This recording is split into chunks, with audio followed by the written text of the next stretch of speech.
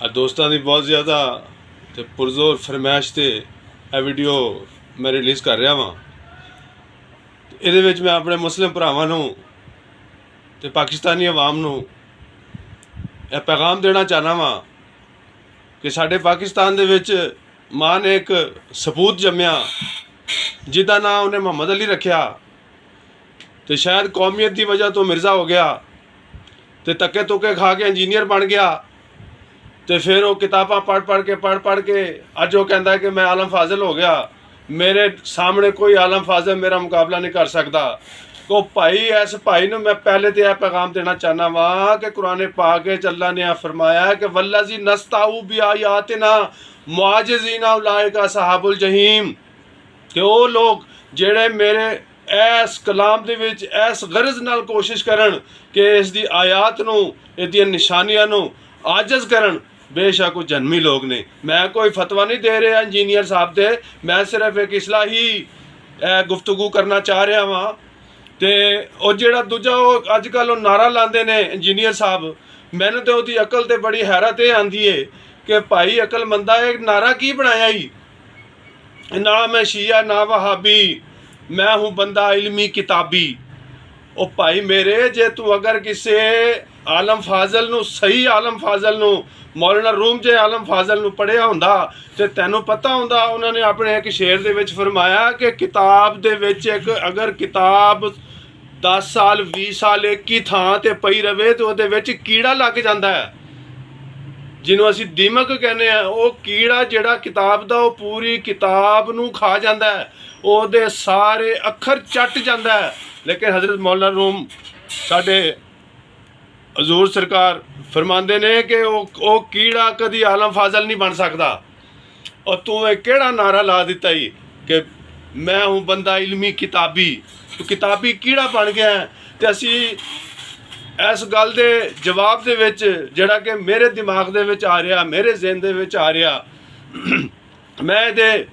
मुकाबले विच ते नहीं, इस्लाहतन मैं एक गल करना वा। तो जिहड़ा कि दोस्त उस गल नूं प्रोमोट भी कर रहे हैं तो कोशिश भी कर रहे हैं सोशल मीडिया के जरिए कि यह गल इंजीनियर मिर्ज़ा मोहम्मद अली जलमी साहब तक पहुँच जाए कि नाम इल्मी ना किताबी, मैं हूं बंदा बस तुराबी, नाम इल्मी ना किताबी, मैं हूं बंदा बस तुराबी, नाम इल्मी ना किताबी, मैं हूं बंदा बस तुराबी, नाम इल्मी ना किताबी, मैं हूं बंदा बस तुराबी, नाम इल्मी ना किताबी, मैं हूं बंदा बस तुराबी। ते साडे इस पंजाब दी धरती ते, लाहौर दी धरती ते पैदा होने वाले फैज़े आलम, सैवन शरीफ की धरती ते पैदा होने वाले फैज़े आलम, अजमेर की धरती ते पैदा होने वाले फैज़े आलम, ते बगदाद की धरती ते पैदा होने वाले फैज़े आलम, ए वो लोग ने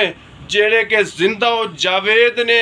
ते दायम व कायम ने, हमेशा वास्ते उन्हां दी शान दे विच, उन्हां दे ग्रेड दे विच, उन्हां दी दायमियत दे उत्ते कोई भी हरफ नहीं लिया सकता। वो भावें इंजीनियर होवे, भावें इंजीनियर का कोई प्रिंसिपल होवे, क्योंकि वो लोग ने जिन्हां ने फैज़ बरताया, जिन्हां ने इंसानां नूं मुहब्बत, रवादारी, अखलाक, इश्क, इश्क इलाही, इश्क मुस्तफा का पैगाम दिता है। तो उन्हां दे अंदर नरमी, सख्त लोहे नूं नरम कर दिता है, तो पहाड़ां जैसे इंसानां नूं नरम कर दिता। तो इन्हां लोगों का फैज़े आलम जदों याद आता है तो फिर वो ख्वाजा साहब की, ख्वाजा अजमेर साहब वालों की गल, वो बड़े बुजुर्ग हो गए एक होर बुजुर्ग नूं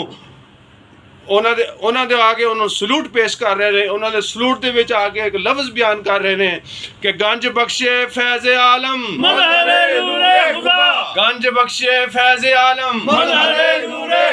गंज बख्शे फैज़े आलम कामिल, ना कसारा पीर कामिल। और मेरे आलम फाजिल भाई, मेरे इंजीनियर साहब की हजूर ने, कि साढ़े हजूर सरकार ने, नबी पाक